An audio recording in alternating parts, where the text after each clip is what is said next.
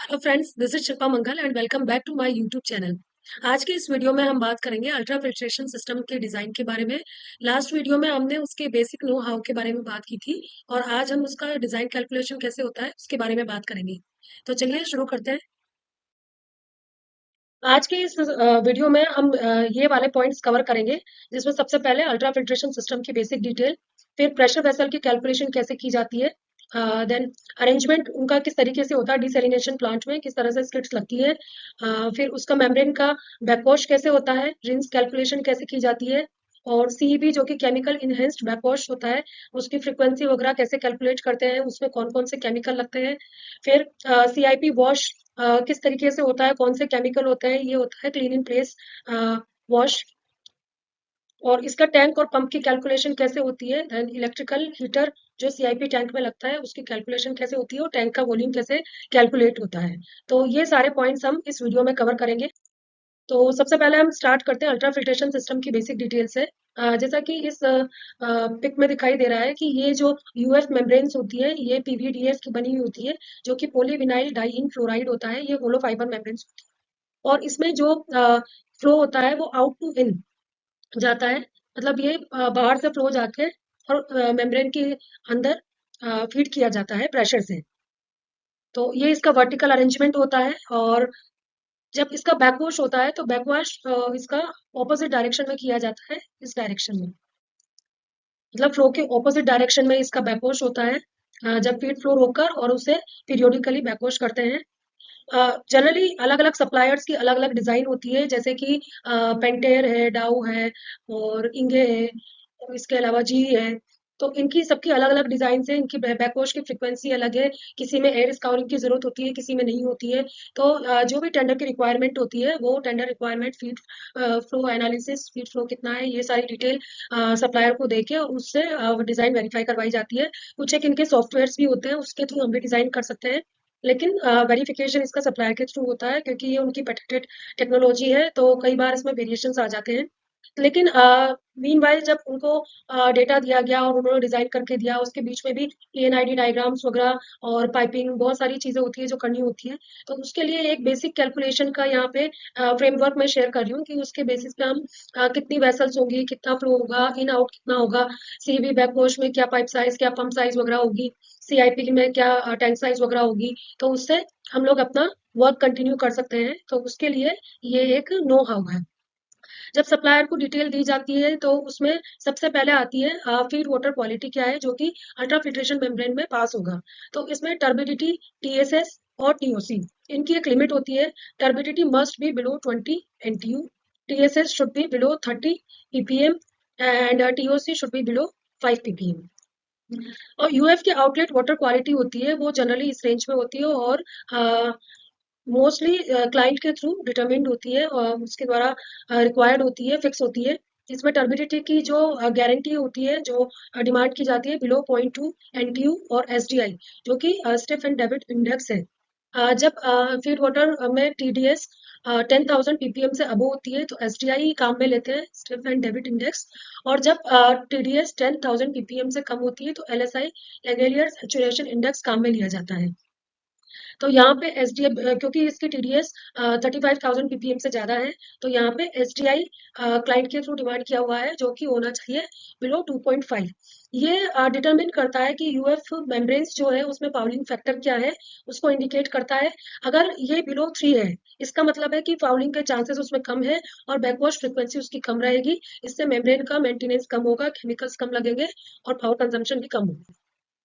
अब इसमें जो मेम्ब्रेन्स यूज की जाती है वो पीवीडीएफ की होती है। डेड एंड फिल्ट्रेशन होता है, मतलब फ्लो एक ही डायरेक्शन में होता है और वो टेंजेंशियल होता है।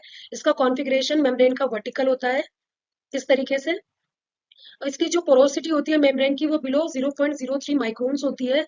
और जो टेम्परेचर रेंज में ये सस्टेन कर सकती है मेम्ब्रेन वो होता है 22 टू 35 डिग्री सेंटीग्रेड। अगर टेम्परेचर 35 डिग्री सेंटीग्रेड से ज्यादा है, suppose it's around 40 degree centigrade, तो उसके लिए वाटर को कूल करके इसमें फीड करना पड़ता है। पीएच इसका 2 टू 13 की रेंज में होता है, जो फीड वाटर में होता है पीएच को मेंटेन करना पड़ता है इस रेंज में। मैक्सिमम वर्किंग प्रेशर इसका 5 होता है, 5 बार। मतलब कि जो यूएफ हीट पंप है उसका मैक्सिमम प्रेशर इस रेंज में होता है, इससे ज्यादा मेम्ब्रेन स्टे नहीं कर सकती है। अब हम डिस्कस करेंगे यूएफ प्रेशर वेसल्स की कैलकुलेशन के बारे में। तो उसके लिए हमें सबसे पहले चाहिए यूएफ का फीड फ्लो कितना है। सपोज वो 1278.72 मीटर क्यूब पर आवर है, तो नंबर ऑफ ट्रेन मींस इस फ्लो को दो ट्रेन दो सेक्शन से पास किया जाएगा। तो पर सेक्शन जो फ्लो हो जाएगा वो जस्ट हाफ हो जाएगा, डिवाइडेड बाय 2। तो 639.36 मीटर क्यूब पर आवर हो गया। ऑपरेटिंग फ्लक्स हमेशा क्लाइंट के थ्रू रिक्वायर्ड होता है, जो नॉर्मली होता है 40 टू 80 एलएमएच के रेंज में। तो यहाँ पे क्लाइंट की रिक्वायरमेंट है 68 एलएमएच, जो कि हायर टीडीएस हायर फ्लो की वजह से इस रेंज में है। अगर वो ब्रैकिश वाटर है जिसमें टीडीएस 10,000 से कम है, तो जो फ्लक्स होता है वो भी कम हो जाता है, वो अराउंड 37 एलएमएच रिक्वायर्ड होता है। अब यहाँ पे जो फिल्ट्रेशन एरिया हम कैलकुलेट करेंगे उसके लिए हमें चाहिए feed flow in metre cube पर hour into 1000 upon flux rate in LMH. तो ये हो गया 1000 इंटू जो फ्लो पर ट्रेन था 639.36 डिवाइडेड बाय एलएमएच जो फ्लक्स था 68। तो ये एरिया हमारे पास कैलकुलेट होकर आ गया 9400 मीटर स्क्वायर। अब जो फिल्ट्रेशन एरिया पर मेम्ब्रेन होता है वो फिक्स होता है, वो सप्लायर की रिकमेंडेशन के अकॉर्डिंग होता है। नॉर्मली 70 टू 80 मीटर स्क्वायर होता है, यहाँ पे हम ले रहे हैं 77 मीटर स्क्वायर जो एक पर्टिकुलर सप्लायर का है। अब इसमें नंबर ऑफ मेम्ब्रेन्स कितनी लगेंगी, उसके लिए हमें क्या चाहिए कि टोटल फिल्ट्रेशन एरिया जो हमने ऊपर यहाँ पे कैलकुलेट किया था वो upon filtration area per membrane जो कि ये है 77 मीटर स्क्वायर। तो टोटल एरिया अपॉन पर मेम्ब्रेन एरिया ये हमारे पास आ गया 122.10 नंबर्स।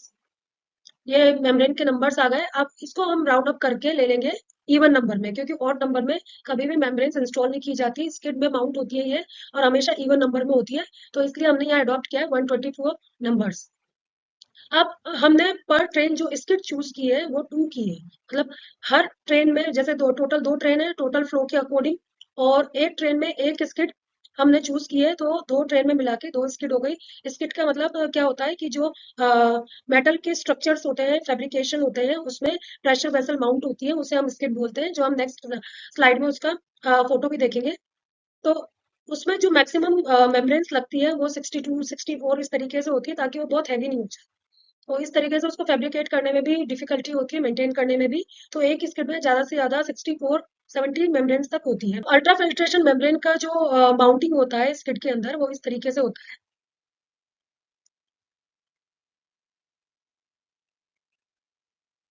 इसमें ये जो मेटल स्ट्रक्चर है इसको पूरा इसका फ्लो और वेट के अकॉर्डिंग कैलकुलेट किया जाता है, और उसमें कितने नंबर ऑफ वेसल्स लगेगी उसकी माउंटिंग के हिसाब से ये स्ट्रक्चर बना के और उसमें वेसल्स को माउंट किया जाता है। तो ये जो ईपीसी कॉन्ट्रैक्टर है ये उसका काम होता है फैब्रिकेटर के थ्रू पूरा स्ट्रक्चर तैयार करवाना। और ये जो एक स्ट्रक्चर है ये एक स्किड को इंडिकेट कर रहा है। और सपोज हम यहाँ पे पर ट्रेन फ्लो ले रहे हैं 636 मीटर क्यूब पर आवर, और उसमें मान लीजिए दो स्किड है, तो ये वाली स्किड और ये वाली स्किड, मतलब एक ट्रेन में दो स्किड हो गई जहाँ पे दो स्किड चूज की है 64 या 62 प्रेशर वेसल्स की। ये प्रेशर वेसल हम इन वाइट वाली वेसल्स को बोल रहे हैं, जो कि इतना 5 बार के प्रेशर के अकॉर्डिंग होती है, और इसके अंदर मेम्ब्रेन फिक्स की जाती है और इसको फ्लैंज के थ्रू फिक्स किया जाता है। अब जो मेम्ब्रेन्स होती है यूएफ मेम्ब्रेन्स, उनमें टर्बिडिटी और डेब्रिस कोलोइडल पार्टिकल्स वगैरह की वजह से धीरे धीरे फाउलिंग होने लगती है पर डे, जब लगातार उसमें फीड फ्लो पास किया जा रहा है और वो फिल्टर कर रहा है। तो वो जो जितनी भी टर्बिडिटी डेब्रिस कोलोइडल पार्टिकल्स उसने रिमूव किए वो सरफेस पे क्लॉग होने लगते हैं, और उससे उस मेम्ब्रेन की फाउलिंग होने लगती है। तो उसको क्लीन करने के लिए पर डे उसको बैकवॉश एक बार तो एयर से किया जाता है, वाटर से किया जाता है, फिर केमिकल्स के थ्रू किया जाता है। तो उसे हम कहते हैं केमिकल इनहेंस्ड बैकवॉश। तो इसमें 2-3 स्टेप्स की सीक्वेंस होती है। सबसे पहले जो वाटर वॉश होता है उसकी कैलकुलेशन हम करेंगे, और कितनी बार बैकवॉश होगा उसकी कैलकुलेशन हम यहाँ डिस्कस करेंगे। तो हमारे पास दो स्किड है जो कि साइमल्टेनियसली बैकवॉश होंगी, और फिल्ट्रेशन टाइम जो दो बैकवॉश के बीच में वो होगा 30 मिनट। मतलब इसमें मेम्ब्रेन्स फीड फ्लो को फिल्टर कर रही है 30 मिनट, हर 30 मिनट के बाद बैकवॉश किया जाएगा मेम्ब्रेन्स का। तो इस तरीके से जो डेली बैकवॉश हो जाएंगे वो 24 × 60/30 जितना इंटरवल है इससे डिवाइड करेंगे, तो ये हमारे पास आ गया 48। मतलब 48 नंबर्स बैकवॉश डेली किए जाएंगे। तो यहाँ पे हमारे पास पर ट्रेन दो दो स्किड है, तो टोटल 4 स्किड्स हैं। तो जो टोटल बैकवॉश होंगे एक दिन में दोनों ट्रेन के मिला के 48 × 4 दैट इज 192 बैकवॉश। अब बैकवॉश के लिए जो एक फ्लक्स होता है, मतलब इतना लीटर पर मीटर स्क्वायर पर आवर फ्लो के थ्रू उसको रिंस किया जाएगा, तो वो एक फिक्स फ्लो होता है, सप्लायर रिकमेंड करता है। तो वो हमें यहाँ पे सपोज हमारे पास है 100 LMH, मतलब 100 लीटर पर मीटर पर आवर। तो इतने फ्लो से मेम्ब्रेन्स को क्लीन किया जाएगा, इतने प्रेशर से। तो जो बैकवॉशिंग फ्लो पर प्रेशर वेसल हम कैलकुलेट करेंगे कि जितनी हमारे पास मेम्ब्रेन्स है, उसमें इस फ्लक्स के अकॉर्डिंग कितना फ्लो लग जाएगा, कितना हमें कंसिडर करना पड़ेगा बैकवॉश के लिए वाटर। तो वो आ जाएगा हमारे पास backwash flux into membrane area into number of membrane per vessel upon 1000। Per vessel कई बार ये होता है कि सप्लायर की रिकमेंडेशन के अकॉर्डिंग एक से ज्यादा भी मेम्ब्रेन हो सकती है। यहाँ पे एक वेसल में एक ही मेम्ब्रेन है हमारे पास। तो बैकवॉश फ्लक्स जो है वो 100 है। मेम्ब्रेन एरिया जो लास्ट स्लाइड में हमने देखा था 77 मीटर स्क्वायर था। Number of membrane per vessel यहाँ पे 1 है। तो दिस डिवाइडेड बाय 1000, तो ये हमारे पास आ गया 7.7 मीटर क्यूब पर आवर। इतना फ्लो बैकवॉश का हमें पर वेसल चाहिए। सपोज एक टाइम पे एक स्किड बैकवॉश हो रही है और एक स्किड में अगर 62 मेम्ब्रेन्स है, या दो स्किड एक साथ बैकवॉश हो रही है, तो हम यहाँ पे वो नंबर ऑफ स्किड ले लेंगे, उस स्किड में कितनी मेम्ब्रेन है वो ले लेंगे, और एक वेसल को क्लीन करने में कितना पानी लगा वो ले लेंगे। तो 7.7 इंटू 2 इंटू 62, तो ये हमारे पास आ गया 955 मीटर क्यूब पर आवर। तो एक बार के जो दो स्किड के बैकवॉश में टोटल इतना फ्लो, इतना वाटर रिक्वायर्ड होगा। ये हमें डिजाइन करना पड़ेगा, इसके अकॉर्डिंग हमें पंप प्लान करने पड़ेंगे, टैंक प्लान करना पड़ेगा, और उसी हिसाब से पाइपिंग वगैरह उनके वॉल साइजेस होंगी। तो ये हमें कैलकुलेट करना बहुत ही जरूरी है। अब यहाँ पे बैकवॉश पंप कितने लगेंगे, तो जो ये फ्लो आया, सपोज क्लाइंट की रिक्वायरमेंट है कि दो स्किड बैकवॉश हो रही है एक साथ, तो हमेशा एक पंप स्टैंड बाय में रहता है। तो 2+1 क्लाइंट की रिक्वायरमेंट है कि दो ऑपरेशन में रहेंगे पंप और एक स्टैंड बाय रहेगा। तो पर पंप फ्लो हो जाएगा 955 upon 2, that is 477.5 metre cube पर आवर। बैकवॉश इनलेट प्रेशर होगा 3 बार, जो कि वही जो हमने लास्ट वीडियो में डिस्कस किया था एजन विलियम, जिसमें friction losses through pipes walls fittings उन सब के थ्रू, और सक्शन कहाँ से हो रहा है, डिस्चार्ज किधर हो रहा है, और मेम्ब्रेन्स में कितना प्रेशर लॉस हो रहा है, तो उन सबको कैलकुलेट करके अगर प्रेशर लॉस इसका आया है 3 बार, तो पंप का हेड 3 बार है। बैकवॉश ड्यूरेशन 160 सेकेंड है, ये सप्लायर की रिकमेंडेशन के अकॉर्डिंग होता है। और कई बार क्लाइंट भी रिकमेंड करता है कि मिनिमम इतना देर बैकवॉश जो एक बेसिक रिक्वायरमेंट है वो फुलफिल होनी चाहिए। तो 160 सेकेंड के लिए लगातार बैकवॉश होगा। तो ये जो 955 मीटर क्यूब पर आवर हमने ऊपर कैलकुलेट किया था, तो वो तो पर आवर फ्लो रिक्वायर्ड है, वो पंप का आवरली फ्लो है। लेकिन एक्चुअल जो वॉल्यूम वाटर का कंजम्पशन होगा, जिसके हिसाब से टैंक साइज कैलकुलेट होगी और बाद में backwash sump, dirty backwash sump जो कैलकुलेट होगा वॉल्यूम, तो वो होगा उसका एक्चुअल कितने सेकंड वो पंप चला। तो यह 160 सेकंड की साइकिल है।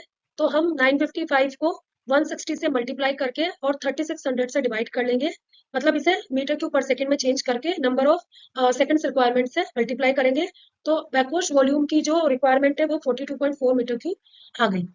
ये इतना वाटर कंज्यूम होगा इन प्रेशर वेसल्स को 62 इंटू 2, मतलब दो स्किड को क्लीन करने में। अब जो backwash volume water consumption for installed pressure vessels, एक दिन में हमें 2 ट्रेन क्लीन करनी है जिसमें 4 स्किड्स है।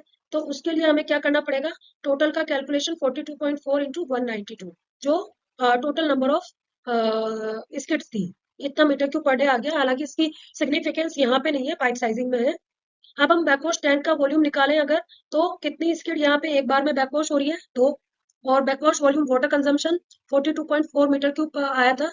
तो इंस्टॉल्ड वेसल्स जो है वो इससे डबल है, तो 42.4 इंटू 2 हमने कर लिया, तो 84.8 क्यूबिक मीटर ये टैंक का वॉल्यूम है, जो बैकवॉश टैंक की साइजिंग में हमें कंसीडर करना पड़ेगा कि यूएफ मेम्ब्रेन का बैकवॉश होगा। अगर इसके पहले ड्यूअल मीडिया फिल्टर है तो उनका भी बैकवॉश होगा, तो उसका भी बैकवॉश का वॉल्यूम उस टैंक में कंसीडर करना पड़ेगा। तो इसलिए ये टैंक साइजिंग के लिए बहुत ज्यादा इंपॉर्टेंट है।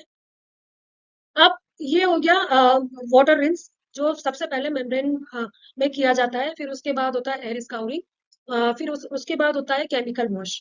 तो सीईबी में 3 अलग-अलग स्टेप में केमिकल वॉश किया जाता है। एक होता है सीईबी 1, जिसमें सोडियम हाइड्रोक्साइड और हाइपो के थ्रू बैकवॉश किया जाता है, केमिकल वॉश किया जाता है। फिर सेकंड स्टेप होता है सीईबी 2, जिसमें एचसीएल जो एसिड होता है उसके थ्रू बैकवॉश किया जाता है। थर्ड स्टेप सीईबी 3, तीसरे नंबर का केमिकल इसमें हाइपो इंजेक्ट किया जाता है। इन सब का ड्यूरेशन, इन सब का फ्लक्स अलग अलग होता है। जैसे एयर स्काउरिंग है, मतलब एयर प्रेशर एयर से प्रेशर देके और सबसे पहले जो मेम्ब्रेन पे क्लॉग्स है सरफेस में उनको हटाया जाता है, उनको दूर किया जाता है। तो एयर स्काउरिंग किया जाता है 20 सेकंड के लिए और उसका जो फ्लक्स होता है वो होता है 12 nm³ per hour पर प्रेशर वेसल। ये इतना फ्लो रेट से इस फ्लक्स से एयर स्काउरिंग पर वेसल में की जाती है। तो टोटल वेसल्स अगर एक बार में 62 मेम्ब्रेन्स हमें क्लीन करनी है तो 12 × 62 = 744 nm³ per hour। ये हमारे पास आ गई एयर ब्लोअर की साइज। अब CEP1 में ये जो दो केमिकल डल रहे हैं NaOH और हाइपो, ये 60 to 90 सेकंड्स इंजेक्ट किए जाएंगे और इनका सीक्वेंस वही होगा जो हमने फर्स्ट स्लाइड में देखा था कि मेम्ब्रेन में जो फीड फ्लो होता है वो एक डायरेक्शन से आता है और उसकी ऑपोजिट डायरेक्शन से केमिकल्स और एयर वगैरह इंजेक्ट की जाती है, एयर अपोजिट साइड से और केमिकल दूसरे साइड से। तो और बैकवॉश का जो वाटर है वो भी उसी साइड से इंजेक्ट किया जाता है। तो जो CEP पंप होते हैं बैकवॉश के, उसमें ये केमिकल्स इंजेक्ट करके उसका बैकवॉश किया जाता है। तो और 24 आवर्स में ये एक बार CEP1 किया जाएगा, ये इसकी फ्रिक्वेंसी है। और इसमें सोडियम हाइड्रोक्साइड की डोज होगी 705 मिलीग्राम पर लीटर और हाइपो की डोज होगी 20 मिलीग्राम पर लीटर। तो इनका केमिकल डेंसिटी और परसेंटेज प्योरिटी के हिसाब से हम आगे वाली स्लाइड में कैलकुलेट करेंगे कि एक बैकवॉश में कितना इनका कंजम्पशन हो जाता है, क्योंकि ये हमें रिक्वायर्ड होता है केमिकल स्टोरेज रूम की कैलकुलेशन के लिए।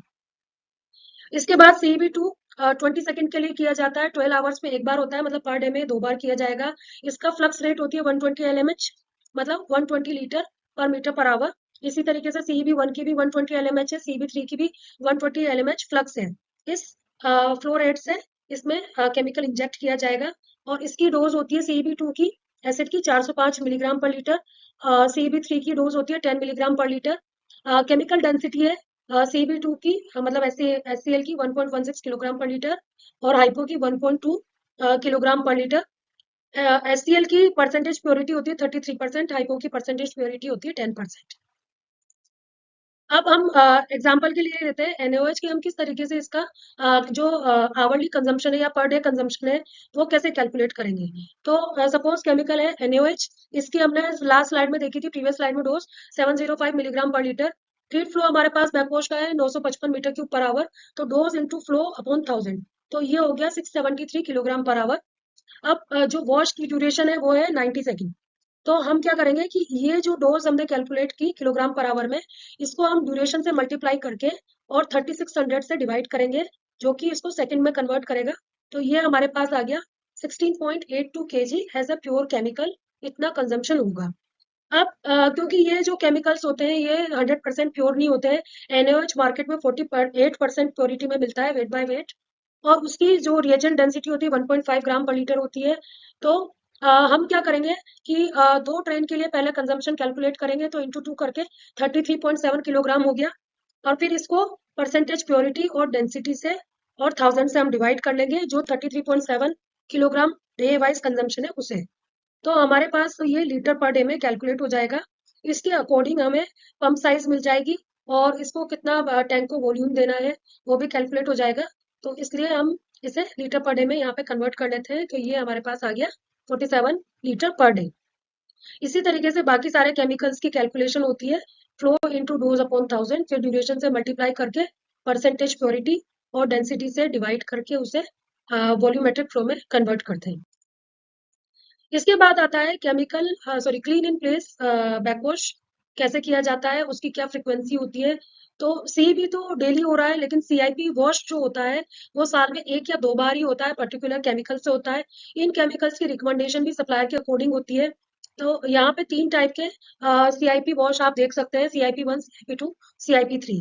ये एक साल में CIP1 होता है 2 बार, मतलब लगभग इन सारे वॉशेस की जो फ्रिक्वेंसी है ट्वाइस अ ईयर है। तो इसमें एक कॉम्बिनेशन है ऑक्जेलिक एसिड और HCl का, जो CIP1 है।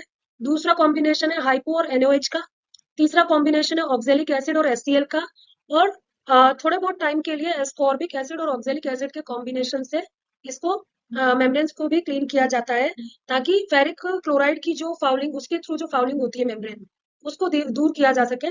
तो इनका जो मिक्सचर होता है 0.25% एस्कॉर्बिक एसिड और 1% ऑक्जेलिक एसिड, इनको मिला के इनका सोल्यूशन बना के और वो मेम्ब्रेन में इंजेक्ट किया जाता है। तो उसकी वजह से फेरिक क्लोराइड की फाउलिंग दूर होती है। इनकी डोजेस इस तरीके से होती है। जो ऑक्सैलिक एसिड की डोज है 4000 मिलीग्राम पर लीटर, डेंसिटी इसकी 1.22 ग्राम पर लीटर होती है, परसेंटेज प्योरिटी इसकी 100% होती है। HCl की 365 मिलीग्राम पर लीटर, इसकी डेंसिटी 1.65 होती है और परसेंटेज प्योरिटी 33%। हाइपो की डोज यहाँ पे लगेगी 200 मिलीग्राम पर लीटर और इसकी डेंसिटी होती है 1.2 ग्राम पर litre, percentage purity 10%। Percentage purity का मतलब है केमिकल कमर्शियली कौन से ग्रेड में अवेलेबल है, 100% प्योर है या उसमें कुछ परसेंटेज इम्प्योरिटी है। तो ये मार्केट की अवेलेबिलिटी के हिसाब से होता है और जनरली यही यूज किया जाता है। ये बहुत सी बार क्लाइंट रिकमेंडेशन भी होती है कि आपको एटलीस्ट मिनिमम ये स्टैंडर्ड मेंटेन करना है। NaOH की डोज यहाँ पे 880 मिलीग्राम पर लीटर रिक्वायर्ड है, 1.5 इसकी डेंसिटी है और 48% प्योरिटी है। ऑक्सैलिक एसिड की डोज है 4000 मिलीग्राम पर लीटर, इसकी डेंसिटी 1.22 और परसेंटेज प्योरिटी 100%। HCl 365 मिलीग्राम पर लीटर, डेंसिटी ये जो ऊपर हमने डिस्कस की थी 1.65, परसेंटेज प्योरिटी 33%। अब जो एस्कॉर्बिक एसिड और ऑक्सैलिक एसिड है उसकी डोज 2500 मिलीग्राम पर लीटर, ऑक्सैलिक की 10,000 मिलीग्राम पर लीटर। ये सारी डोजेस जो भी सप्लायर्स होते हैं जिनको फाइनल किया जाता है टेंडर में सबमिशन के टाइम पे, उनकी रिकमेंडेशन के अकॉर्डिंग होती है और केमिकल कंजम्पशन जो कैलकुलेट होते हैं वो भी सप्लायर की रिकमेंडेशन के हिसाब से ही होते हैं। ये थोड़ा बहुत वेरी करता है, तो मोर और लेस ये लगभग ये डोजेस रहती है इनकी CIP क्लीन में। तो ये एक ओवरव्यू है। इसके अलावा जैसे हमने CEB में पर डे या पर वॉश कंजम्पशन कैलकुलेट किया और फिर उसको लीटर पर डे में कैलकुलेट किया, तो सेम वही इसका सीक्वेंस रहेगा कि सबसे पहले हम क्या करेंगे कि CIP टैंक का फ्लो कैलकुलेट करेंगे उस टैंक के वॉल्यूम के हिसाब से। बाकी सारे जो CIP केमिकल्स हैं उनका वॉल्यूम या उनका डोज कैलकुलेट होगी। तो CIP टैंक का जो वॉल्यूम है उसको कैलकुलेट करने के लिए हम क्या करेंगे कि नंबर ऑफ मेम्ब्रेन्स एक स्किड में कितनी है और एक स्किड पर वॉश में जा रही है, तो उसके लिए मिनिमम 78 लीटर फ्लो रिक्वायर्ड है। तो number of membrane in one skid into 78 litre upon 1000, तो ये आ गया हमारे पास 4.8 cubic metre minimum tank volume requirement. इसके अलावा जो पाइप में वॉल्यूम लगेगा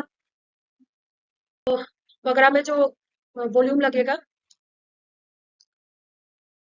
इसमें पाइप वगैरह का भी वॉल्यूम ऐड होके और फिर इसमें मार्जिन देके सपोज हम टैंक का वॉल्यूम कंसीडर करते हैं 7.5 क्यूबिक मीटर। वो एक मिनिमम क्लाइंट की रिक्वायरमेंट भी होती है और सप्लाई का रिकमेंडेशन भी होता है क्योंकि इसमें UF मेम्ब्रेन्स का पाइप का सारा वॉल्यूम ऐड होता है। CIP की रिक्वायरमेंट क्यों है? क्योंकि जो मॉड्यूल्स हैं मेम्ब्रेन मॉड्यूल, वो बिना डिसअसेंबली किए हुए अपनी प्लेस पे ही उनका क्लीनिंग हो जाए, जो एक्यूमुलेटेड पार्टिकल्स और रेजिड्यूज है वो क्लीन हो जाए। तो प्लेस पे रखे हुए जो क्लीनिंग होती है उसे कहते हैं chemical clean in place backwash, clean in place wash.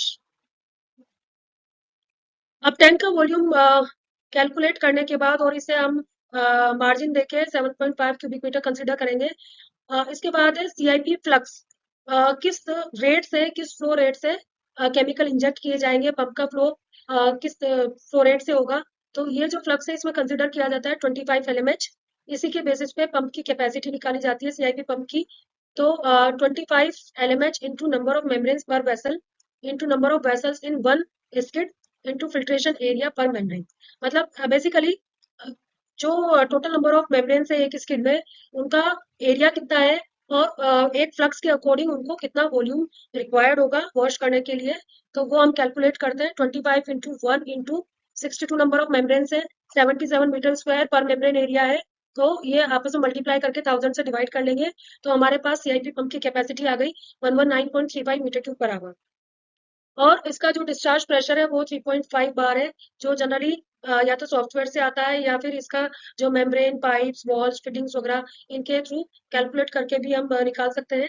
तो ये इसका 35 MCW टोटल डायनेमिक हेड हो गया। इसके बाद हम CIP टैंक के लिए हीटर, इलेक्ट्रिकल हीटर का क्या किलोवाट कंजम्पशन रहेगा वो कैलकुलेट करेंगे, कौन सा हीटर इसमें लगेगा, किस कैपेसिटी का। वो क्यों इसकी जरूरत क्यों है? क्योंकि जब हम CIP क्लीन करते हैं मेम्ब्रेन्स का साल में एक बार या दो बार, तो जो केमिकल्स होते हैं वो इतना जल्दी डिसॉल्व नहीं होते हैं वाटर में। तो जैसे कि NaOH है, स्कॉर्बिक एसिड है, ऑक्सैलिक एसिड वगैरह है, तो हम उसको हीटिंग देके उसका टेम्परेचर बढ़ा के फिर उनको डिसॉल्व करके और एक पर्टिकुलर टेम्परेचर पे उन केमिकल्स को इंजेक्ट करते हैं मेम्ब्रेन के अंदर। तो इसीलिए उसमें एक हीटर इंस्टॉल करना पड़ता है। उस हीटर की जो कैपेसिटी होती है वो बेसिक वाटर के पैरामीटर्स पे डिपेंड होती है। जैसे वाटर की डेंसिटी है 1000 केजी पर क्यूबिक मीटर। वाटर की स्पेसिफिक हीट होती है 4.19 किलो जूल पर kilogram degree centigrade. Initial consider temperature ये हमें पता होना चाहिए 25 डिग्री है जो फीड फ्लो का टेम्परेचर होगा। और फाइनल जो टेम्परेचर हमें चाहिए जो अचीव करना है वो सपोज 35 डिग्री सेंटीग्रेड है। तो हमें कितनी हीट ऐड करनी पड़ेगी। सबसे पहले हम वो कैलकुलेट करेंगे किलो जूल में। तो उसके लिए जो फॉर्मूला है हीट ऐड करने के लिए वो CIP10 का वॉल्यूम, उसके बाद वाटर की डेंसिटी, वाटर की स्पेसिफिक हीट और उसको मल्टीप्लाई करेंगे कि फाइनल टेम्परेचर हमें कितना चाहिए और माइनस इनिशियल टेम्परेचर कितना था। तो हमारे पास ये आ गया 7.5 इंटू 1000। 7.5 है CIP10 का वॉल्यूम जो हमने कंसीडर किया अडॉप्ट किया राउंड ऑफ करने के बाद में। और वाटर डेंसिटी स्पेसिफिक हीट और टेम्परेचर डिफरेंस से मल्टीप्लाई करके अब हमें ये मिल गई 3,14,250 किलो जूल हीट। ये हमें ऐड करनी पड़ेगी हीटर के थ्रू। तो अब हमें ये जो पैरामीटर ये मिल गया, इतनी हीट कैलकुलेट करनी है तो उसके थ्रू हम रिक्वायर्ड पावर निकालेंगे हीटर की। तो उसका जो फॉर्मूला है heat to be added to water upon 3600 upon time required for heating upon heater efficiency. Suppose heater efficiency है हमारे पास 85% और दिन में 12 घंटे हमें हीटिंग करनी है, मतलब इतना देर सोल्यूशन बना के उसे इंजेक्ट करना है। तो 12 आवर्स हीटिंग हमें चाहिए। तो जो ऊपर हमने हीट कैलकुलेट की 3,14,250 वो डिवाइडेड बाय 3600, क्योंकि 12 आवर्स को हम सेकेंड में भी हमें कन्वर्ट करना है और उसे हम एफिशिएंसी से डिवाइड करेंगे तो 8.55 किलोवाट। ये मिनिमम रिक्वायर्ड पावर आ गई हीटर की। फिर इसमें जो भी रिक्वायर्ड मार्जिन है वो लेके हम इसे राउंड अप करेंगे तो सपोज 11 किलोवाट का हमें हीटर इसमें इंस्टॉल करना पड़ेगा। इतना कैपेसिटी का हीटर परचेज करना पड़ेगा। तो ये जो सारा आज हमने पॉइंट्स डिस्कस किए, तो ये इसको इसके थ्रू आपको एक ओवरव्यू मिला होगा अल्ट्रा फिल्ट्रेशन सिस्टम के जो बेसिक डिजाइन कैलकुलेशन है उसके बारे में कि नंबर ऑफ वेसल्स वगैरह कैसे कैलकुलेट करनी है, उसका सीबी टैंक का वॉल्यूम, उसका बैकवॉश कितना निकलेगा जो डर्टी बैकवॉश होगा, और केमिकल्स कितने कंज्यूम होंगे, केमिकल फ्लो कितना जनरेट होगा। क्योंकि at the end of the day जितना भी केमिकल्स वॉश के बाद जनरेट होता है उसे एक सम्प में क्या कलेक्ट करके न्यूट्रलाइजेशन पिट में उसे न्यूट्रलाइज करना पड़ता है। तो न्यूट्रलाइजेशन टैंक की कैलकुलेशन के लिए सारे वॉल्यूम रिक्वायर्ड होते हैं। और जो हमने लीटर पर डे में केमिकल्स के थ्रू कैलकुलेट किए थे वो सारे ऐड होंगे उनकी फ्रिक्वेंसी के अकॉर्डिंग की पर डे अगर suppose 48 number of times backwash हो रहा है सी भी, तो जो वॉल्यूम वन टाइम आया उसे हम 48 टाइम से मल्टीप्लाई करके उसका वॉल्यूम निकालेंगे एक एक टाइप के सी बी वॉश का। फिर टोटल जो वाटर यूज हुआ उसका वॉल्यूम, ये सब ऐड करके हम उसे भेजेंगे डर्टी बैकवॉश को न्यूट्रलाइजेशन करेंगे। इसी तरीके से सीआईपी वॉश में जो भी केमिकल्स लगे उनके टैंक साइजेस होगी, पंप साइजेस होगी, सीआईपी पंप की अलग से साइज होगी। फिर उसके बाद सीआईपी का जितना भी बैकवॉश फ्लो जनरेट हुआ उसको न्यूट्रलाइज करके डिस्पोज किया जाएगा। तो इस तरीके से ये सारी कैलकुलेशन होती है। आई होप कि आपको ये इजीली समझ में आई होगी और काफी यूजफुल आपको लगेगी ये knowledge.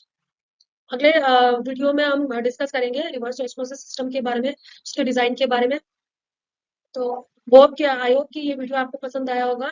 Thank you so much for watching.